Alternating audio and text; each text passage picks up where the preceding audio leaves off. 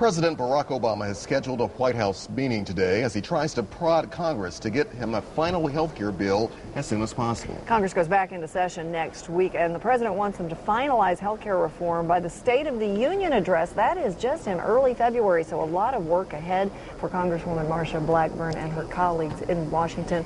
Welcome back to Thank you. Happy New Year to you. Glad to see you. Hate heading back above the Mason-Dixon line where it's got to be even colder than it is here. I think it's harder to be. It's much colder, you know. Do you think it's possible to get a final bill by early February? There's still so much back and forth that needs to be done. And what will it take? Well, the interesting thing about this is it seems the Senate, Speaker Pelosi, Leader Reid have decided that they don't need Republicans to go to conference. They're going to do a quote-unquote informal conference and behind closed doors work a bill out that they think they can get through the House and the Senate. This certainly is a deviation from the way things have generally happened in times past, and people are very upset that only a few Democrats are going to have a voice in the Congress. Well, let me ask you this. On the other side, though, have Republicans said, listen, we want to be a part of this process. We know it's sometimes a give and take.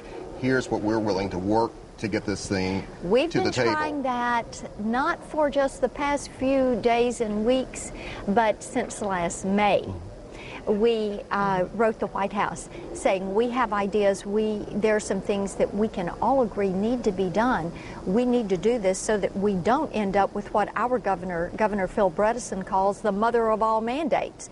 And as we have heard recently, this is something that is going to be very expensive for the state of Tennessee.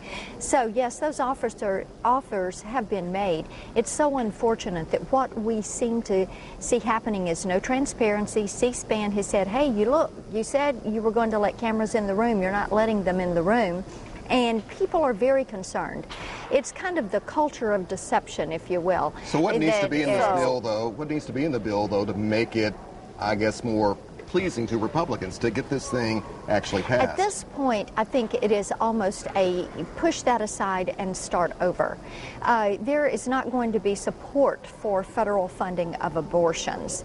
And we have a lot of Democrats that are going to join us in voting against that. There is not going to be support for a government-run health care plan or a plan that would be like TennCare for all of America. There is not going to be support for letting a health choices commissioner come in and have 60 directives over the kind of insurance that you have, establishing 118 new federal bureaucracies and 3,400 new federal mandates that weigh into what kind of health care you can buy, because after 2013, you're not going to have a health care market where you can just go buy what you want. It's got to be a federal plan. So if this comes out of the committee and goes to a vote and the Republicans have enough Democrats to defeat this, will it just be a start over? It would be a start over, yes, indeed it would. Do you think you have the votes to do that? Well, we'll see. We will see what ends up happening and what continues to happen. It's very unfortunate. See, a conference committee is supposed to be made up of Democrats and Republicans from both the House and the Senate.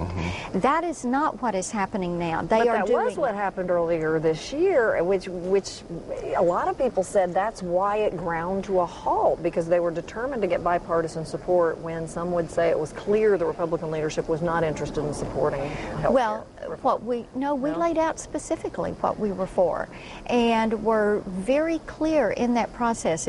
As we have worked over the past couple of years on this, we've said, look, we are for insurance reforms, insurance accountabilities, for medical malpractice reform. But you saw what that bipartisan committee did, so how would... No, it was our committee. It was our committee at Energy and Commerce where the bill came. And what we were doing, see, what is happening now? You have, the Speaker of the House said yesterday, we will do whatever it takes to get this bill passed. Right. Well, the American people do not want this bill. They do not want federal control of health care. They know they do not want federal control of health care. They know they do not want increased bureaucracy.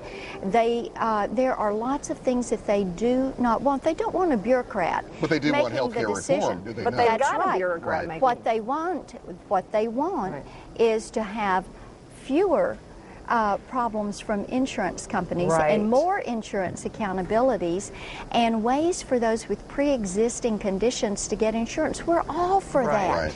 And there are ways Right. to do that and lower the cost and not increase your insurance Let's costs. shift gears just a little bit here.